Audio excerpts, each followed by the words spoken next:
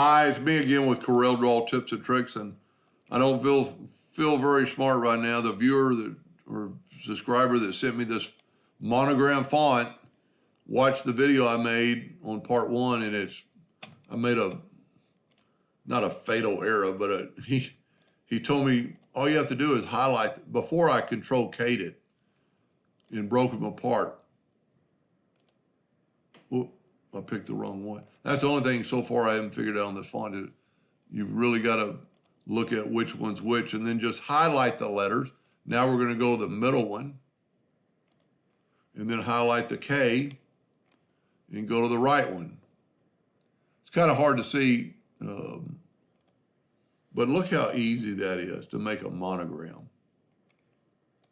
So go to www.fonts2u.com, and they also have a lot of other fonts in there free. And go refer to the first video to find out how to find that monogram font in their site. Anyway, hope that helped a little bit, and thank you for watching.